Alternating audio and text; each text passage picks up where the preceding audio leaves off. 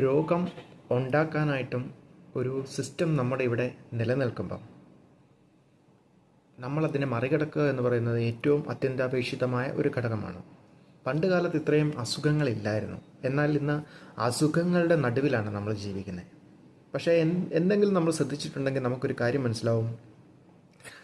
ബോഡിയുടെ പ്രോസസ്സിന് എന്താണ് നമുക്ക് കൊടുക്കേണ്ടത്? ബോഡിയെ കിഡ്നിയെ കൊണ്ട് അങ്ങനെ പ്രവർത്തിപ്പിക്കുക, ഇങ്ങനെയുള്ള എന്തെങ്കിലും പരിപാടി നമുക്ക് ചെയ്യാൻ പറ്റുന്നതാണോ? നമുക്ക് ചെയ്യാൻ പറ്റുന്നതല്ല. ബോഡിയെ കൊണ്ട് പ്രവർത്തിപ്പിക്കണമെങ്കിൽ ബോഡിക്ക് എന്താ വേണ്ടത്? ഒന്നും കൊടുക്കണ്ട. ബോഡിക്ക് അതിന് വേണ്ട എസൻഷ്യൽ ന്യൂട്രീഷൻ എന്ന് പറയുന്ന സംഭവം കൊടുത്താൽ മതി. കാരണം എല്ലാം നമുക്കിപ്പം സ്റ്റിറോയിഡ് ആവശ്യമുണ്ട്. നമ്മുടെ ബോഡി സ്റ്റിറോയിഡ് ഉണ്ടാക്കുന്നുണ്ട്. ഗ്ലൂക്കോകോർട്ടിക്കോ സ്റ്റിറോയിഡൊക്കെ നമ്മുടെ ബോഡി ഉണ്ടാക്കുന്ന സംഭവമാണ്. മിനറാലോ കോർട്ടിക്കോയിഡ് ഇതൊക്കെ ബോഡി ഉണ്ടാക്കുന്ന സ്റ്റിറോയിഡുകളാണ്. പക്ഷേ ബോഡി എവിടുന്നാണ് സ്റ്റിറോയിഡ് ഉണ്ടാക്കുന്നത്? ബോഡി പ്രോട്ടീനിൽ നിന്നാണ് സ്റ്റിറോയിഡ് ഉണ്ടാക്കുന്നത്. ഫാറ്റിൽ നിന്നല്ല, പ്രോട്ടീനിൽ നിന്നാണ്.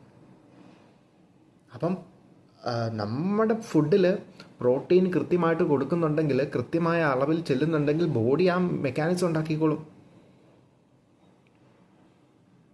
നമ്മൾ കൊടുക്കുന്ന നല്ലൊരു ശതമാനം മെഡിസിനും ബോഡി സ്വയം പ്രോസസ്സ് ചെയ്യുന്നത് തന്നെയാണ്. നമ്മൾ ആ ഹോർമോണുകൾ ഇല്ലാത്ത സമയത്ത് ഹോർമോണുകളെ കൂട്ടിക്കൊടുക്കുക എന്ന് പറയുന്ന ഏറ്റക്കുറച്ചിലുകളെയാണ് നമ്മൾ ക്ലിയർ ചെയ്യുന്നത്. പകരം ബോഡി അത് സ്വയം ചെയ്യുന്നുണ്ട്.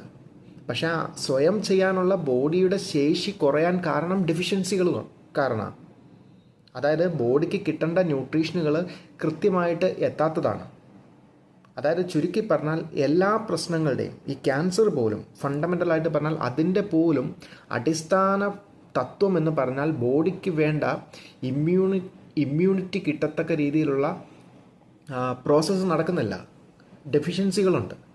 ഡെഫിഷ്യൻസി ഉണ്ടാകുന്ന മെയിനായിട്ട് എന്താ? നമ്മുടെ ഫുഡിൽ നിന്നാണ്. നമ്മുടെ ഫുഡിൽ നമ്മൾ പച്ചക്കറിക്കും പഴങ്ങൾക്കും പ്രാധാന്യം കൊടുക്കാത്തിടത്തോളം കാലം ഡെഫിഷ്യൻസി ഉണ്ടാവും. കാരണം ചോറ് കഴിക്കുന്നതുകൊണ്ട് എന്താ കിട്ടുന്നത്? കാർബോഹൈഡ്രേറ്റ് മാത്രമാണ് കിട്ടുന്നത്. ഇറച്ചിയും മീനും മുട്ടയും കഴിച്ചാൽ എന്ത് കിട്ടും? പ്രോട്ടീനും കിട്ടും, ഫാറ്റും കിട്ടും. പക്ഷേ മൈക്രോ ന്യൂട്രീഷൻ എവിടെ പോയി? കാരണം എത്ര ന്യൂട്രീഷൻ, എ ബി സി എന്ന് പറഞ്ഞാൽ എത്ര വൈറ്റമിൻസ് വേണം, എത്ര മിനറൽസ് വേണം, സിങ്ക്, ഫോസ്ഫറസ്, ഇങ്ങനെ എത്ര മിനറൽസ് വേണം. ഇതൊക്കെ ഉണ്ടെങ്കിൽ മാത്രമല്ലേ ബോഡി പ്രവർത്തിക്കത്തുള്ളൂ. ഇവിടുന്ന് ആൻറ്റി ഓക്സിഡൻറ്റ് ഉണ്ടാകുന്നത് സെല്ലിനുണ്ടാകുന്ന എല്ലാ പ്രശ്നത്തെയും സെല്ല് തന്നെ അതിൻ്റെ മെക്കാനിസം ഉപയോഗിച്ച് നശിപ്പിച്ച് കളയുന്ന പ്രോസസ്സാണ് ആൻറ്റി ഓക്സിഡൻറ്റ് എന്ന് പറയുന്ന പരിപാടിയൊക്കെ ചെയ്യുന്നത്. എവിടുന്നാണ് അത് ചെയ്യുന്നത്? സെല്ലിന് അതിന് വേണ്ട വൈറ്റമിൻസ് വേണം. അപ്പം ന്യൂട്രീഷൻ എന്ന സയൻസിലേക്ക് നമ്മൾ കോൺസെൻട്രേറ്റ് ചെയ്യേണ്ട കാലമായി. ന്യൂട്രീഷനിൽ നമ്മൾ ശ്രദ്ധിക്കുന്നില്ലെങ്കിൽ അതിൻ്റെ ഡിഫക്റ്റ് മൂലം എല്ലാ അസുഖങ്ങളും ഉണ്ടാവും.